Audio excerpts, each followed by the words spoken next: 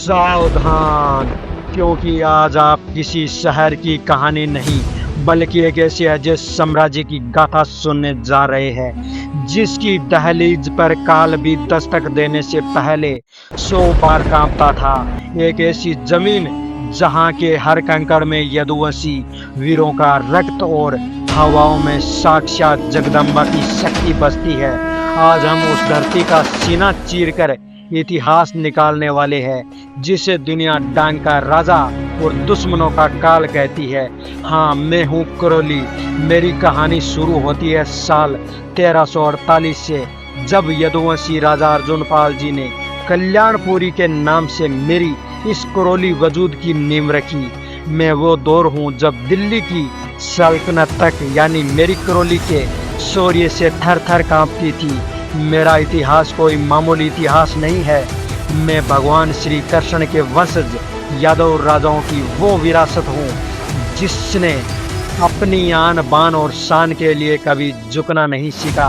आपको जानकर हैरानी होगी कि साल 1817 में अंग्रेजों से संधि करने वाली मैं करोली राजस्थान की पहली रियासत थी, लेकिन अपनी मान मर्यादा और संस्कृति की पहचान को मैंने आज तक कभी आंच नहीं आने दी। अगर आप मेरी गलियों में घूमेंगे तो सबसे पहले आपका सामना मेरे करोली सिटी पैलेस से होगा।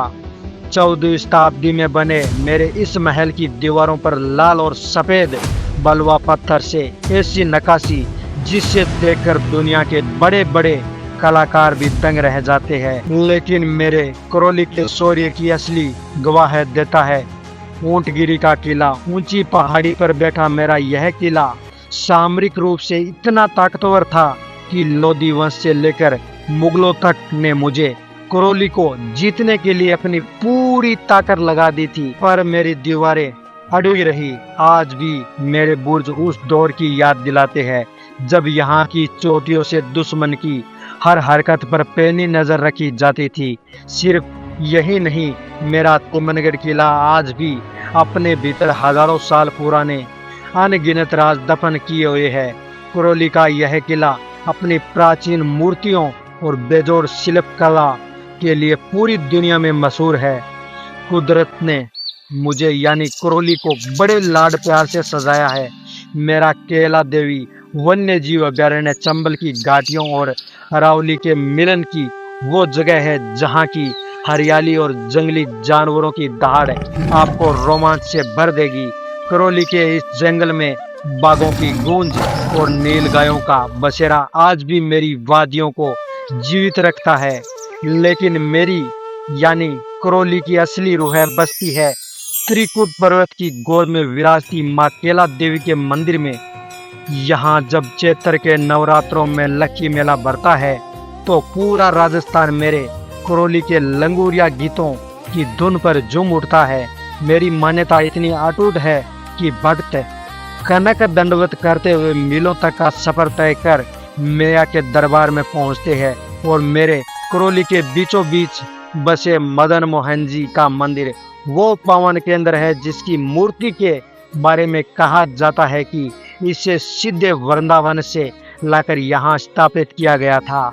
मेरी पहचान सिर्फ मंदिरों और महलों तक नहीं, मैं आधुनिक इंजीनियरिंग का वो अजूबा भी हूँ जिसे दुनिया पांचना बांध के नाम से जानती है।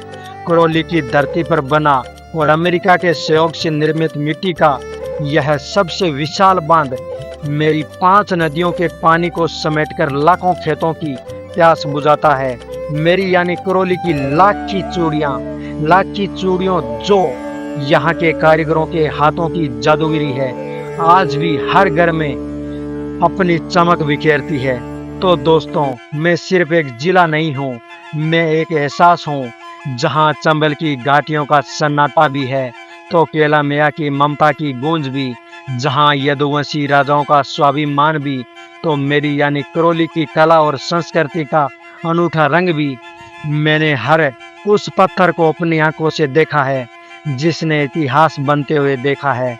700 जिलों के इस जादुई यात्रा में मेरी यानी करोली की ये कहानी आपको कैसी लगी?